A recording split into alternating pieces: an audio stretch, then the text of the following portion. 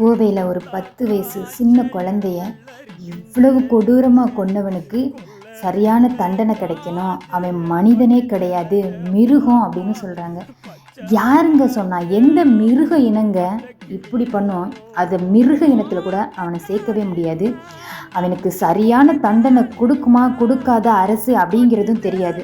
ஆனால் பல நாட்கள் இழுத்துடிச்சுலாம் இப்படிப்பட்ட மனிதனுக்கு தண்டனை கொடுக்கவே கூடாது. உடனுக்குடன் அவனுக்கு அவன் அனுபவிக்கணும். அவன் ஒவ்வொரு நாளும் துடிச்சு சாகணும். ஒரே நாளில் அவனோட இறப்பு அமைஞ்சிடவே கூடாது. நான் படித்தேன், இத்தாலியில் கூட ஒரு நீதி திட்டத்தை ஒன்று கொண்டு வந்தாங்க. ஆனால் அதை யாருமே ஏற்றுக்கொள்ளவே இல்லை. அதாவது ரசாயன ஆண்மை நீக்க திட்டத்தை விவாதித்தாங்க. அது இன்னும் இழுத்தடிச்சுட்டு தான் இருக்குது. அதை இன்னும் செயல்படுத்தலை. அதுபோல் இன்னும் நல்ல சரியான திட்டமாக நம்ம நாட்டில் கொண்டு வரணும்னு நான் நினைக்கிறேன். இந்த குழந்தை எப்படிலாம் இறந்துருக்கோம்? அது எப்படிங்க அவனுக்கு நம்ம அவனை ஜெயிலில் போட்டு அவனுக்கு ஒரு 10 வருஷம் ஆயுள் தண்டனையோ மரண தண்டனையோ கொடுத்தா அது சரியாயிடுமா? நம்ம இப்படிலாம் பேசுகிறவங்க ஒரு 10 நாள் அந்த குழந்தைய பற்றி பேசுவோம், அப்புறம் மறந்துடுவோம். இது யாரோ வீட்டு குழந்தை தானே அப்படின்னு இல்லாமல் ஒவ்வொருத்தவங்களும் நம்ம வீட்டு பொண்ணாக நினச்சி நம்ம இப்படிப்பட்ட ஆட்களை இந்த சமுதாயத்தில் நம்ம இனிமேல் வளரவே விடக்கூடாது. 10 நாள் வளர்த்த செடி இறந்து போனாலே ஒரு தாயால் தாங்க முடியாதுங்க.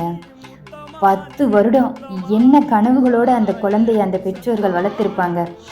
இது வாழ்நாள் சாவு, வாழ்நாள் துடிப்பு, இறப்பு இதெல்லாம் யாருக்குங்க? அந்த பெற்றோர்களுக்கு.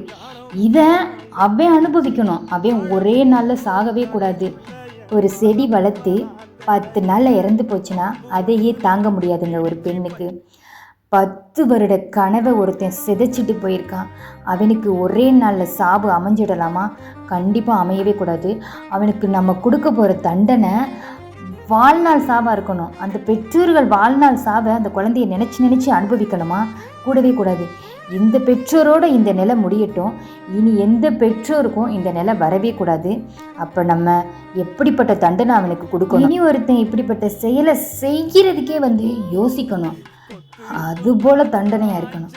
என்ன தண்டனை கொடுக்கலான்னு நீங்கள் சொல்லுங்கள்.